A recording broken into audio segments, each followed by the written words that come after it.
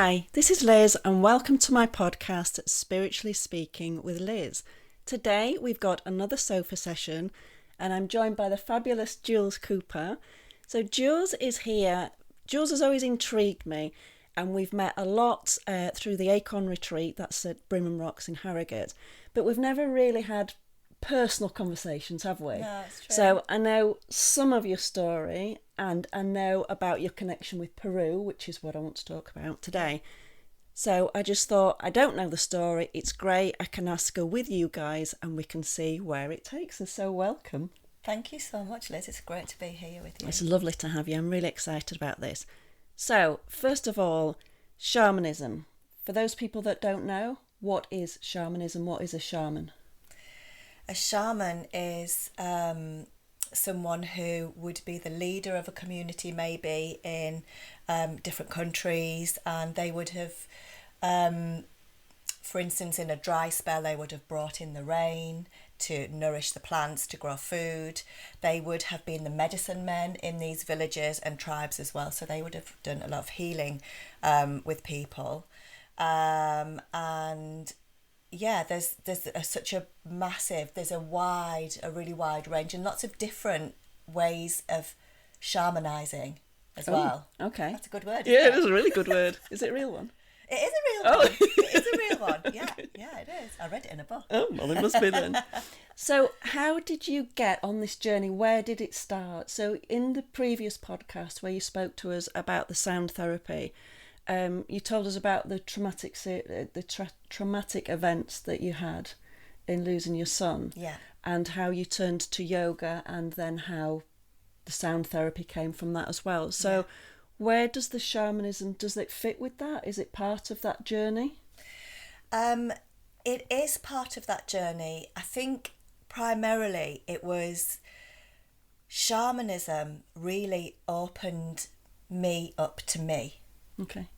So it was a very deep journey, and I've worked with a couple of shaman, both very different, and every time in fact they were very different when I think about it. One was male, one was female, and the female did quite a lot of psychological work.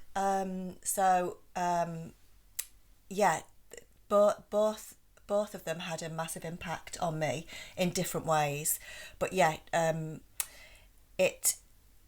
I found it almost, I felt like I was reconnecting with shamanism. Okay. That I'd already been there and done that on some level, and I'm still really not sure on what level, but I know that in past lives I have definitely worked with magic in some way. Okay. Yeah. Well, there's a whole other story there. That's a whole other story. So when did you first come across the word or the word shaman, shamanism? How did they appear to you? So going back to 2016,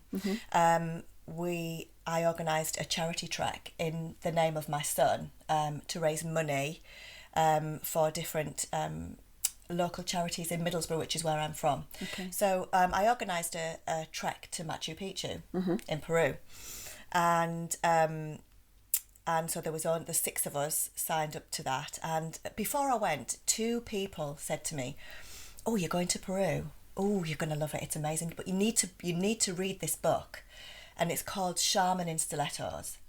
And I was like, well, if 2 people say the same thing to me, I do it. Yeah. That's my rule. Yeah. So I bought the book.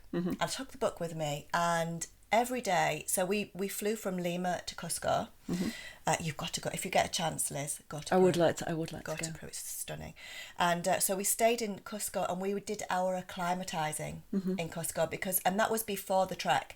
So Cusco is higher than Machu Picchu, so you actually drop down to go to Machu Picchu. So people use Cusco as acclimatizing.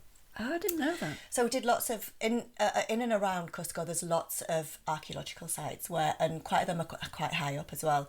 So just talking about Cusco as well, it's as you fly into Cusco, it's like in a bowl, so wider at the sides, and when you're in Cusco, down every street there's a huge mountain at the end of it. It is just knockout. It's amazing. So we did lots of treks in Cusco to get us used to the terrain, and particularly there was quite a few people had headaches, nosebleeds as well, but funnily enough, more with the guys.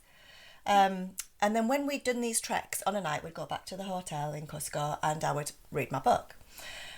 And every night I picked up my book, the shaman, she had done that same site as I had done, and it happened 5 times. It happened 5 times. Amazing. And I just knew that this was a really magical experience for me, and I didn't just kind of put a pin on the map and just go, oh yeah, Peru.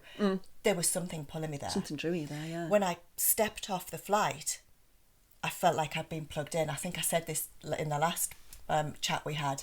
I felt like I'd been plugged in. It's the most earthly heart energy I've ever felt in a country, anywhere. Wow. Really, truly amazing.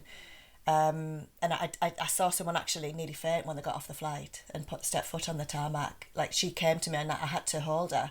Wow. Her legs went, and it was so powerful. So that was my first introduction to the word shaman. I didn't really know anything about it then, but her book was very interesting. It was her story. A lot of synchronicities between that book and my stepping foot into the country. That's amazing. Yeah. I love that. I had a similar experience with a book in India I'll tell you about sometime, which exactly the same. What I'd done the day it followed on that evening. Amazing. So when you did... first of all, tell me about Machu Picchu. So the first time you went on this trek. Yeah. So we took a train from Cusco to Ollantaytambo. So we got a bus from Cusco to Ollantaytambo, and then we got a train from Ollantaytambo to Aguas Calientes, which is Machu Picchu town, really. It's called Aguas Calientes, means hot water. They've got hot water springs there. So we hopped on the train, and then we walked from Ollantaytambo. We did the trek from there. I've been there so many times, and I've done Machu Picchu 3 times, so every time I have to really connect back in with each journey. And we started to trek. We had these amazing guys who carried our stuff for us. I mean, they were running up the hill with, like, I don't know how many kilos on the back, 20 kilos on the back. Unbelievable. Crazy. Really lovely. And then every night we would stop. They'd set up tents and we'd camp overnight. I think it took us, we started on the Wednesday, we got to Machu Picchu on the Saturday. So it's quite a way then. So it's quite a way, yeah, beautiful, stunning treks up the mountains, and, seeing faces in the mountains and faces on the rocks and everything. Very, very, very spiritual. Hummingbirds, gorgeous terrain. And our group was lovely, and a couple of people joined us as well on the trek. And so you literally you get to a high point where you're looking down the valley and down onto Machu Picchu, which is a little speck, and then it's all downhill from there. And we just walked around. At the time, I think that was a busy time, and then after that they knocked the numbers back. There was 4,000 a day going in at one point. And they knocked it back to 2,000, which is still a lot of people. It's still a lot of people. How big is? I mean, I've seen lots of programs about it, but how big is the actual site? Would you say? It's not huge. Yeah, it's not. I wouldn't be able to tell you in like meters or anything like that. I couldn't do that. But you can get round it in if you wanted to. If you wanted to go 2 hours, easily. Right, okay. Easily. Yeah. But you kind of stop and you want to look at the stonework, what the Incas actually did. I mean, it's unbelievable. They didn't have cement or anything, and all of the stones fit together perfectly. Incredible. Without even a gap. It was stone to stone. Just amazing. There's vortexes there where you can stand and just feel the energy, and you can't stand still. You're kind of swaying. You can't stand there. You're just kind of swaying from side to side with the energy. There's a restaurant there. You can have lunch. There's 2 different higher treks there when you get there. I did one of them. The other one looked quite very steep, and you're on the edge, walking up the edge, and I just thought, I'm not too bad with heights, but I just thought, no, it wasn't for me. There's limits. Yeah, and then you hop on the bus, and the bus takes you down into Aguas Calientes town from there. But it's a beautiful place, and like I say, really spiritual. And there's a tree there, and it just, every time I go, I have to go and spend time with that tree. It's just by itself in the middle, and it's all lawned. The grasses are all lawned and everything. It's really well manicured, and it's very well cared for. And when you're actually on the site, you can see all different Inca trails, which actually the second shaman that I work with, he was the chief archaeologist at Machu Picchu one point, and he discovered a couple of the Inca trails. Wow. So that's really interesting. Yeah. Yeah. Ooh. So from there, so you had that trek, you had the full experience of being in Peru, going to that amazing site. Yeah. So, and you reading the book while you were there. Yeah. What's her name? Anna Hunt. Anna Hunt. Yeah. So you'd done that, and then you come back to England, and then what? How did it? And then, so I came back from England, and I thought, even to the point where when I was reading the book, flying home, as I was flying into Heathrow, she was flying into Heathrow in the book. It was just crazy, and I thought, I need to work with this woman. Yeah. She's going to be really important for me. And so she lives and works in London, and I booked on, I did a few workshops with her. I did a retreat with her in Seville as well, in Spain. But the workshops, so her visualizations were very powerful. She's very powerful. I had a huge Kundalini moment. It was just incredible. It just wouldn't stop. My body was just jerking really powerfully. And at one point in the visualization, and I can still see it now, a huge snake came to me. Wow.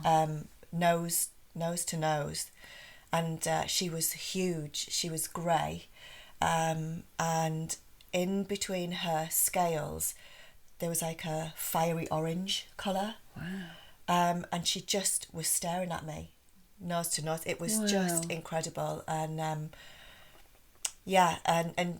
she was very good with her visualizations, at being able to take you places, altered states easily with her. You know, she was incredibly powerful. Then I went to Seville and did a workshop with her in Seville, and we worked with plant medicines. Okay, good. I was going to ask you about that. Yeah. So I've heard. So I know there's San Pedro, and there's ayahuasca. Yeah. So can you explain to us what San Pedro is, what ayahuasca is, and your experience with them? Yeah, so my first experience with plant medicines was with San Pedro, or Wachuma, as its native name is. Okay.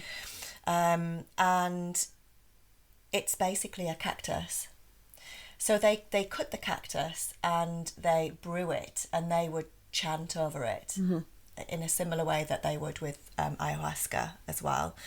And then so they make this brew, and it's really bitter. It's like a dark, almost like a charcoal, like a really dark brown, cloyy, liquidy, but very bitter. Like cough syrupy type texture. Yeah, exactly. It was like that. And so it would be performed in ceremony, so very controlled. And so she would offer us a meditation just to get us nice and relaxed, and then we would drink the medicine while sitting up. Sitting, and then we would lie down and just allow the medicine to work through us. And lots of different reactions to the medicine. Nobody was physically ill with it. Okay. It wasn't like ayahuasca. It's not a purging. It's not a purging medicine, but it is known to open the heart chakra. Right. Okay. That's what it does. Okay. And it's incredibly beautiful. You can get visions with it as well, but it's I can remember, because we did that ceremony in a it was a beautiful yoga shala but it was all glass around it, so you could see outside. She was drumming and rattling while we were taking the medicine as well, to help the medicine to kind of integrate into the system. And then when we'd finished and we walked outside, and the sky was clear and vast, there's no lights there as well, you're in the middle of nowhere, and I looked up and I'd never seen the sky like it. And I know that it was a beautiful vista anyway, but I know that the medicine was working through me, and I was seeing the sky as it should be seen. The Milky Way was really loud and proud, and it was fantastic. So the ceremony is about 5 hours long, something like that. Okay.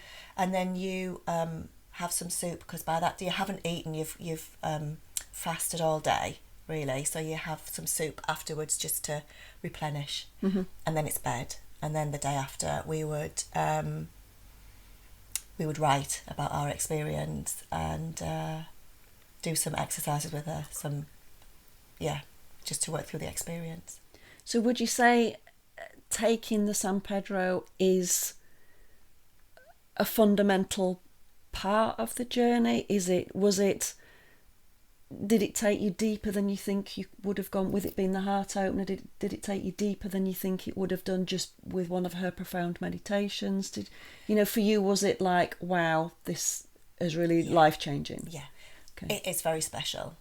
It is very special. It's not just like sat having a cup of coffee with friends or whatever and getting a little bit, It was very, it was instrumental. It was instrumental. And during that time in Seville, I remember I was lying down and all of a sudden I'd got a huge, it came from nowhere, and it was a huge pain, and it felt like it was in my left ovary. That's where it felt like it was. And so I called her over. She would leave us lying down until, if we needed her, we could call her. And I called her over and I said, I'm in agony. It's just come on. It's in my left ovary. And she said, right, okay. So she went to her altar where she was sitting, and she brought me back a meteorite. It's not crystal, really. It's a stone, isn't it? But, and she said, just put this on your skin and work it around the area like it's a vacuum cleaner. And it took it away immediately. Whoa. Immediately. And that was my start into crystals, actually. Okay. That was my good introduction. A very powerful and very positive introduction to crystals. And that was it. And then she'd cleanse the stones after we'd finished with them, and then they'd be ready to use next time. Very, very, very powerful. A very powerful medicine. Very beautiful, very gentle. Does not push you to edges what ayahuasca might. You feel safe with it, and you feel held and nurtured, and it feels like a mother energy. Oh, that sounds really kind, giving, loving, supportive. Yeah, which is what you need, isn't it, for heart opening? Definitely. Now, I don't know if you've seen the Sue Perkins. I love Sue Perkins. Did you see the programme where she was in South America? Yes. But they gave her the powdered form of San Pedro. Now, I can remember reading, I think it might have been Shaman in Stilettos, I'm not sure, where they say they don't recommend the powder form, that it has to come from obviously the powder's from the plant, but it has to come from the fresh plant, because otherwise there's I can't remember what it was, whether it's a long time ago already, whether it's something, it makes it a bit more aggressive, or there's just something, it's not cooked. I remember reading one book, and as they cook it, so they have it like on a big stove, don't they? Yes. So is cook the right word? I don't know. Prepare it, brew, that's a better word. So as they brew it, then they could see images, knowing that, so like brewing yours, they would have seen the snake and maybe thought, all right, somebody's going to have an experience with the snake. Or I can see an ovary here, somebody's going to have an experience with something to do with an ovary, the brew tells the story before it's actually about to happen. Yes. Where I don't suppose you get that as much with the powder. I mean, Sue Perkins was with a proper shaman, but she was very ill, wasn't she? And it brought up very powerful, Yeah.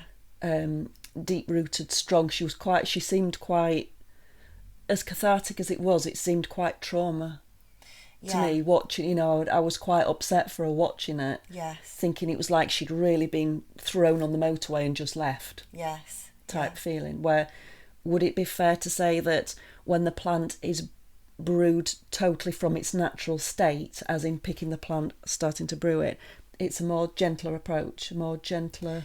Yeah, I think there's a lot goes into that as well, Liz. I think that, I know that they put intentions into the brew as they're brewing it, so they can sing Icaros into the medicine.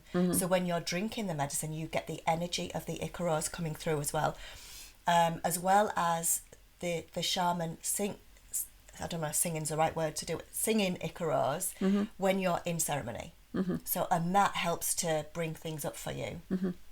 And also it's probably worth saying as well that I've always been told that you're better having the medicine from where it was grown and picked.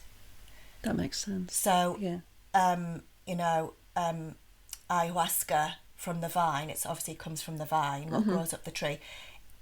If you're going to take it in the jungle, then have it picked from the jungle in that area, rather than doing it from getting it shipped over. You know, you're better off having it local. That makes sense. And taking it, because you're in that area as well. You're in that energy. You're in the energy where the vine was growing, and I imagine that makes it more powerful. And that makes sense, doesn't it? Because they talk about the spirit of the plant. Well, the spirit of the plant is going to be a lot more powerful in its homeland, isn't it? In its area where it's actually grown. Yeah. So how many times have you done San Pedro?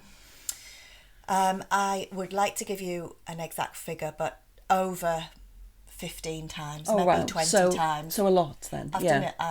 I've used that medicine a lot. So would you say it's like peeling the layers of the onion? Yeah, and once you drink it as well, it's in your DNA.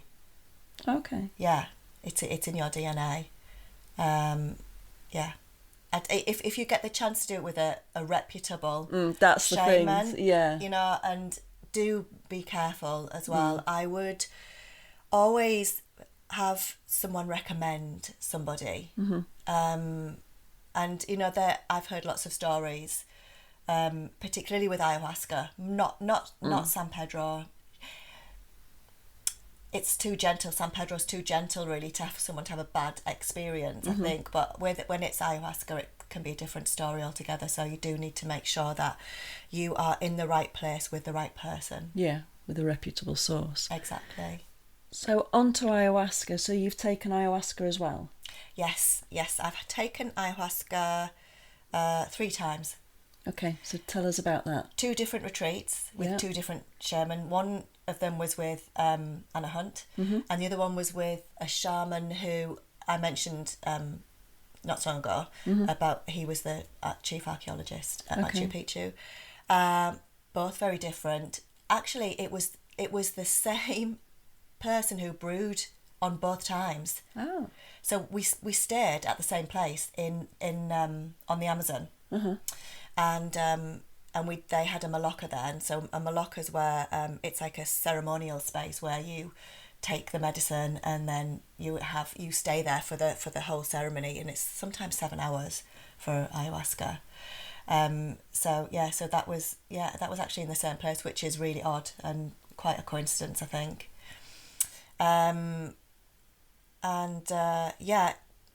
For me, she didn't work for me. Okay. She didn't work for me. Out of the 3 ceremonies, I only purged in one of them. So I vomited twice. And I had a vision in that one as well. And the vision was really quite beautiful. The vision was of a jaguar, and a log had fallen between 2 riverbanks, and she was kind of prowling, so she was kind of stalking. I could see like her shoulders, and her head was at the same level as her body. You know, she was just one long line, definitely female. And she didn't see me. I was watching her, but she didn't look at me, and she was just stalking over this tree trunk, and the colours were just amazing. The pattern on her, that's watching her muscles contract and move, and the forest itself was alive. And that's the only experience that I've had with ayahuasca. Now, she's known as the grandmother.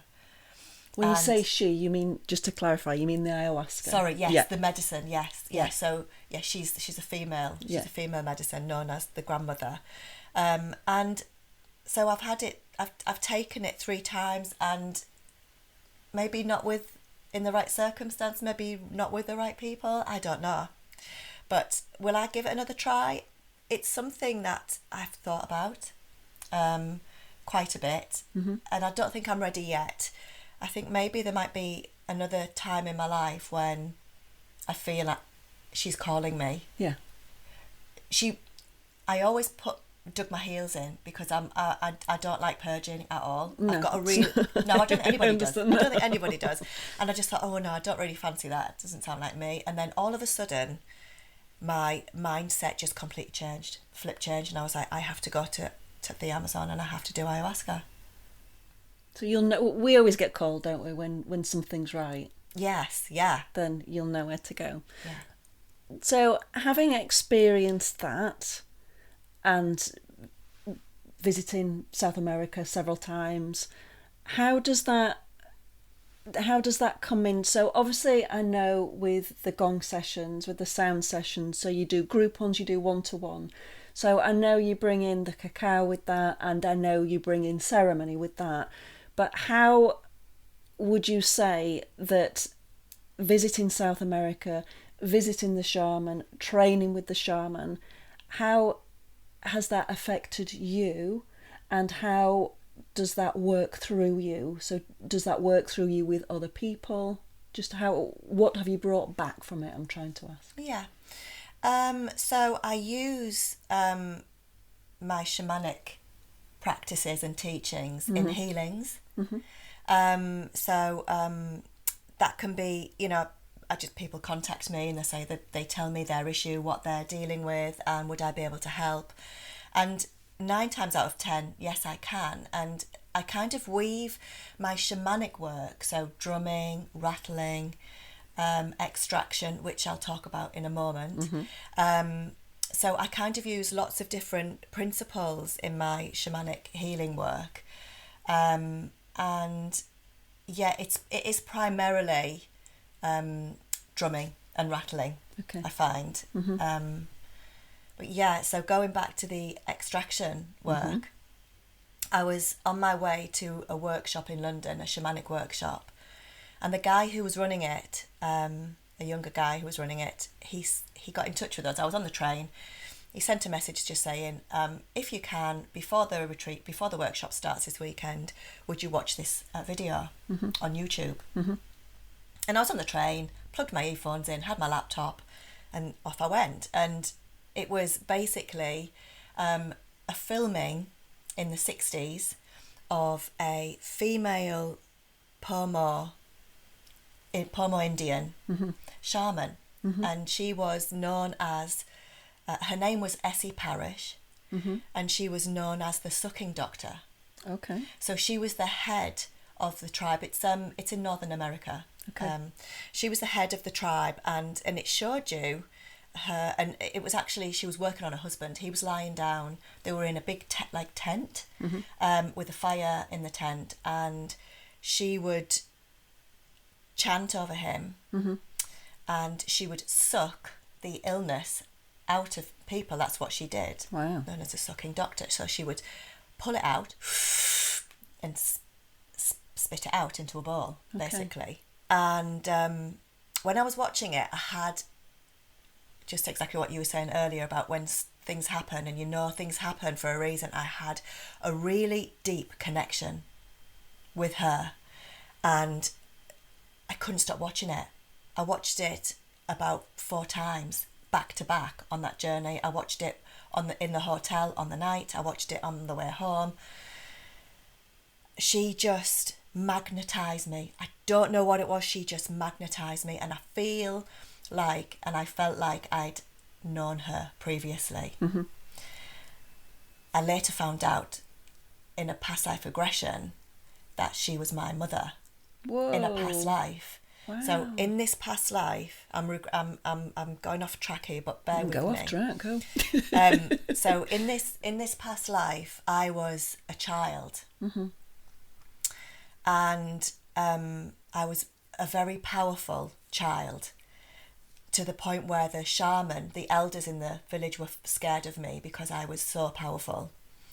I had these magic powers, and I had gifts what they couldn't even anticipate or, I suppose, handle. Mm-hmm.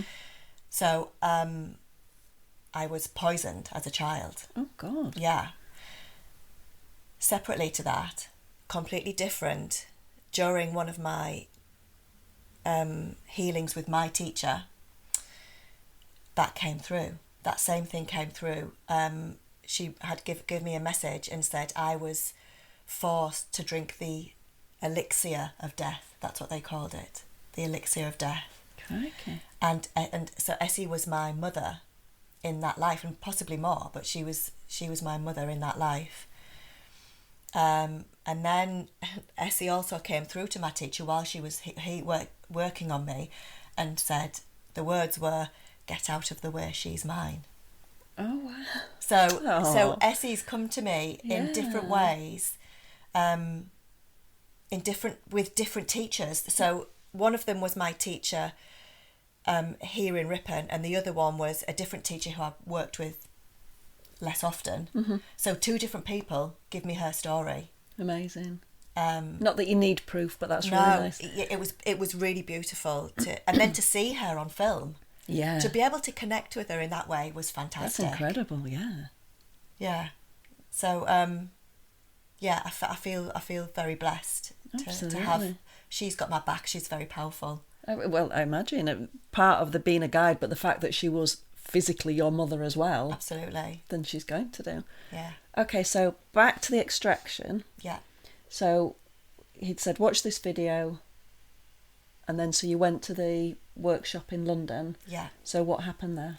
So we had to pair up, and there was like two of us working at any, so like 4 people, 2 pairs working at any given time, and the rest would be watching who were on the workshop. Mm-hmm. And I felt a compelling need to pull out that way. Yeah. But I was too nervous. Yeah, well, I suppose if I was everybody's too watching. nervous, and I thought, am I just doing it because I've seen her do it? I don't want to do it because I've just seen her do it. I want to do it when it feels natural. Yeah. So, that and then afterwards I got over myself. I got home and I thought, you know what? You've seen that for a reason, and it's affected you for a reason. Yeah. And and so I did actually I started using that technique in my healings. Okay. And it was very powerful. It was very powerful. It's I can't explain it. You just know exactly where to go, and it's not necessarily the places where the people have said, "Oh, I've got this here, I've got that there." Mm-hmm. It can be somewhere really random, and you're pulling out, spitting out, and then having to cleanse really deeply afterwards as well. Yeah. So you as well as. Exactly. Yeah, exactly. Wow, the people experience in that after they initially, it must be quite shocking for them, thinking, what's she doing? But the release they must feel afterwards. Yeah, completely. But I must admit, I did give them a little bit of an inkling, because I didn't want them to be drawn out, because I know what it's like when you're being healed, or when you're in a healing session. Mm-hmm. You can go to an altered state. Yes. Can't you? You Yes. can kind of move. And I think when you are working with someone on a healing capacity, you are the shaman. Mm-hmm. You are, and it doesn't matter what you're doing. If you're a mum and you've got a child who's got a headache, mm-hmm. you're the shaman. Yeah, absolutely. Aren't you? Yeah. In every instinct. So it was very powerful. Was very powerful for me. I still call on her now if I'm if I feel that I need her, I call on her just to be with me, just to be by my side and give me a little nudge if I need to. Like, you should be doing that now. You know.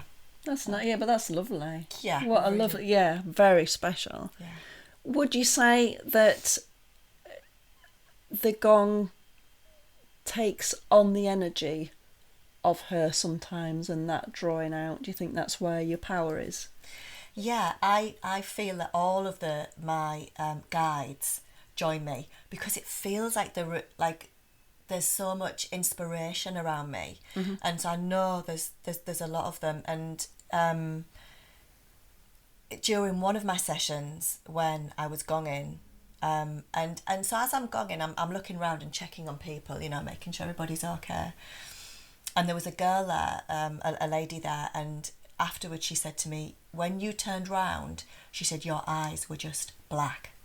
Wow. They were just black holes.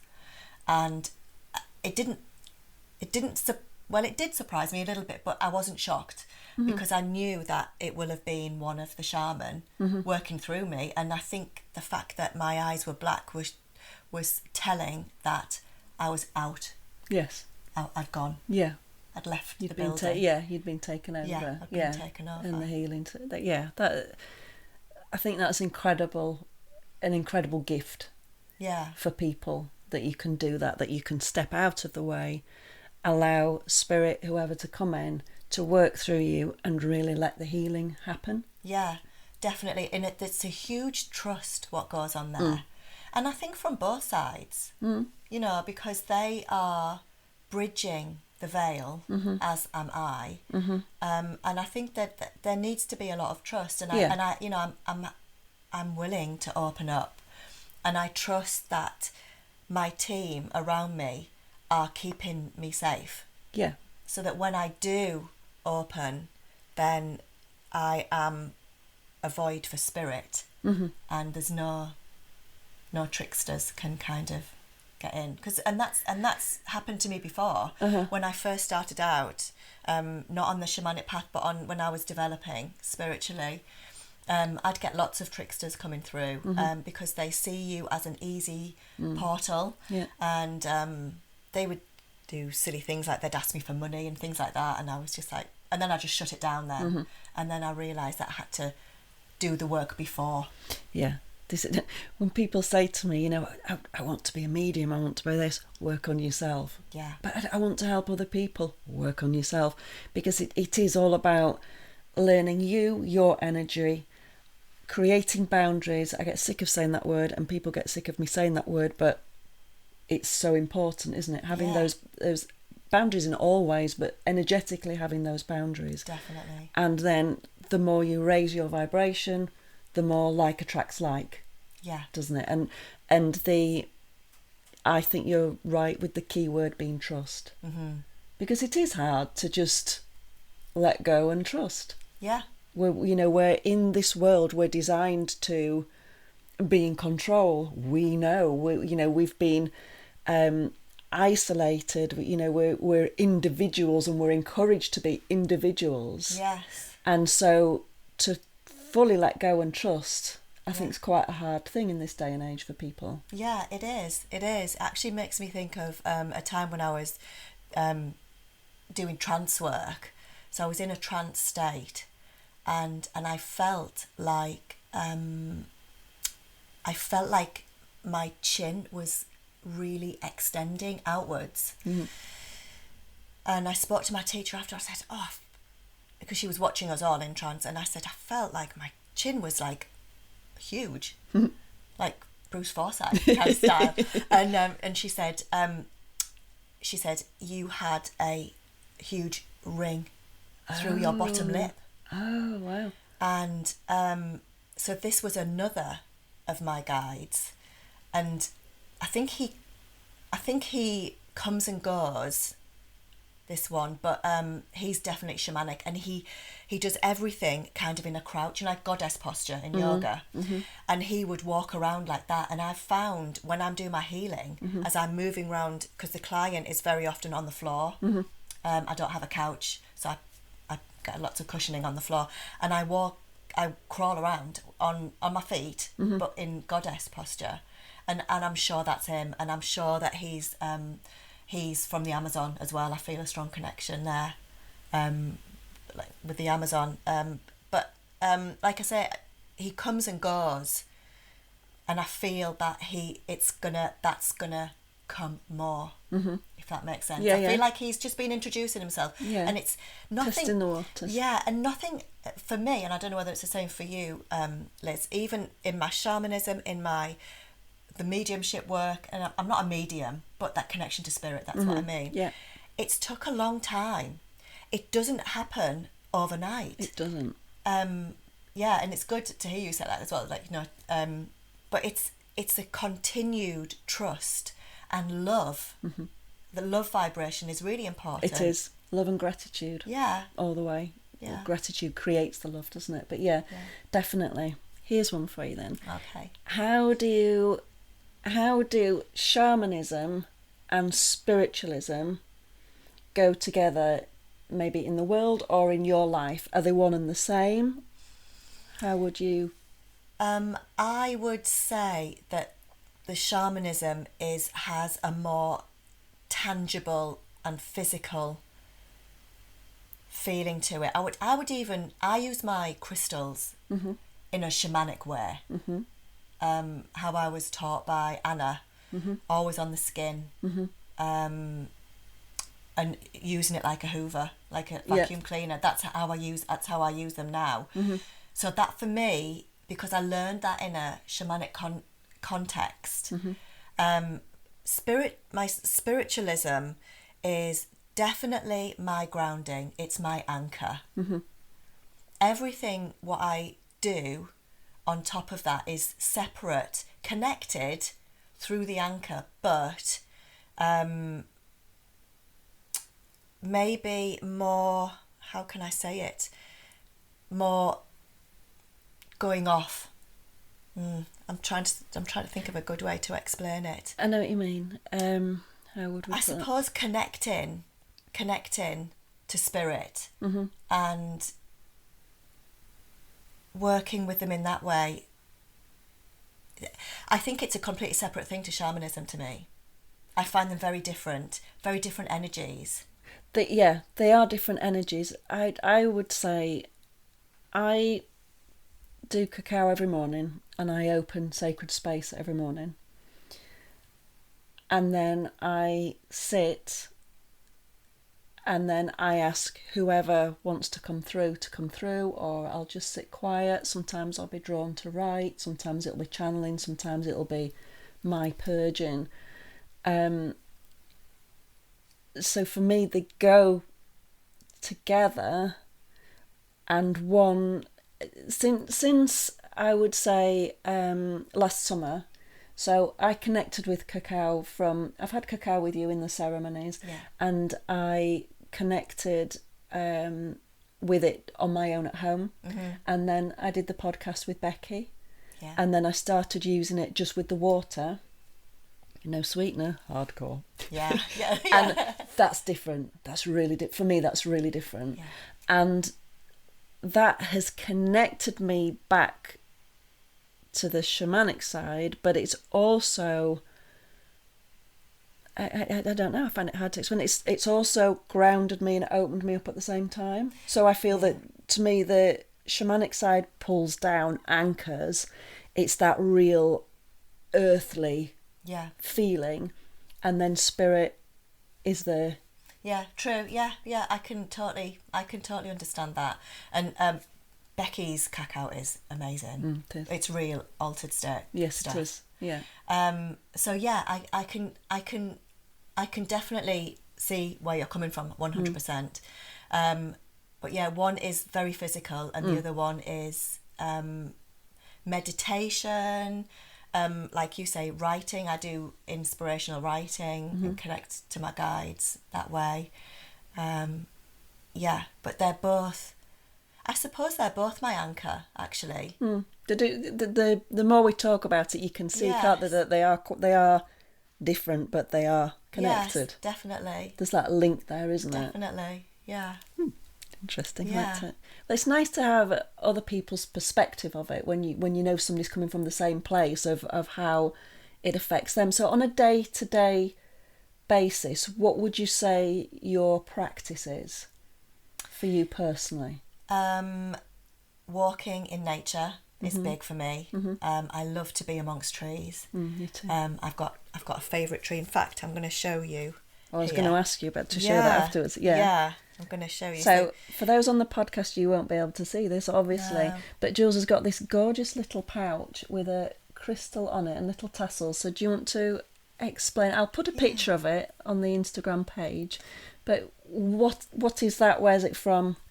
So I bought this from Aguas Calientes in a beautiful crystal shop, and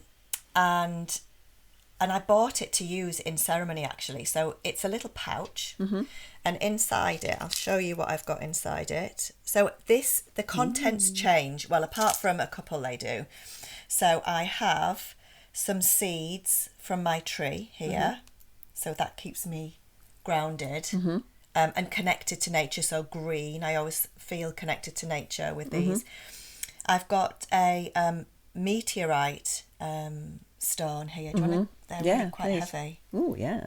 They're really quite heavy. So as I was saying earlier, it's not the same stone what pulled out that energy from my abdomen, but it works in the same way. I would use that in the same way. So I always keep that, because meteorites come from, well, all crystals come from the stars, but when you think they're pulled to earth, aren't they, so powerfully, that it's a really powerful grounding tool. And then I would, if I was doing a healing, I would have crystals what would be resonating with what the client was telling me about, where there is blockage or whatever. So I've got citrine here and a carnelian, so it was obviously lower chakra work there. And I would just pop this around my neck.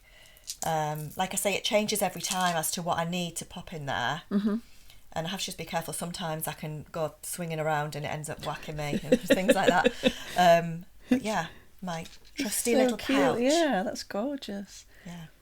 I love that, how you bring it all together. Yeah. And so you've got all aspects of life in that little pouch, of your life in that little pouch. But I think, and I know people will disagree with this, but for me, our personal journey is our medicine.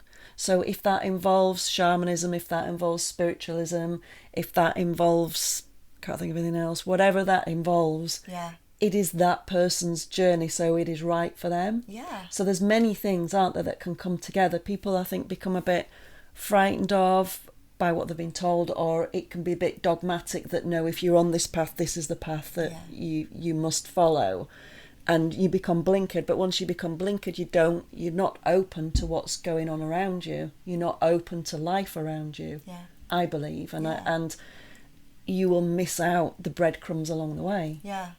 And it's also worth remembering, I think, that if something doesn't come onto your path, it's not for you. No, exactly. Yeah. And you might be thinking that you really want or you need something, but this lifetime that might not be in your remit this lifetime. Maybe it's for another, and it's accepting that as well. And it's also accepting, if your journey's hard, then you're meant to be on that journey, which is hard.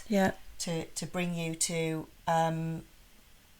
elevate you, to grow you, to spread your roots a bit further, maybe.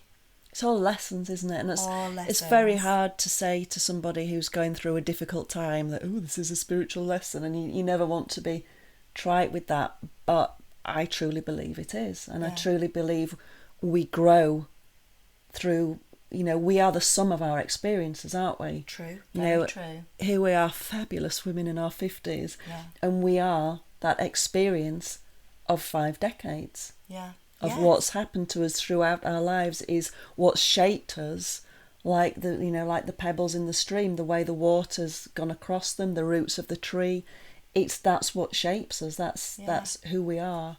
Yeah, I think of a similar thing. I think of a tree being cut and the rings, and that's every life experience. Oh, I love that. Yeah. Yeah. Yeah, that is nice. I do like that. But it's so true. It's so true. Everything, and quite often it's the difficult times that bring the most gifts. Yeah. Always the dark night of the soul, The isn't it? As it's dark night of called, the as soul. as Yeah. well as other things. That I truly believe that too. Yeah, absolutely. Oh, Jules, thank you so much. It's so lovely having you in the flesh. Thank you so much for joining me. Guys, I hope you've enjoyed this as much as I have. I really have. Thank you for joining us, and I'll be back again soon with more fabulous guests. Take care. Bye.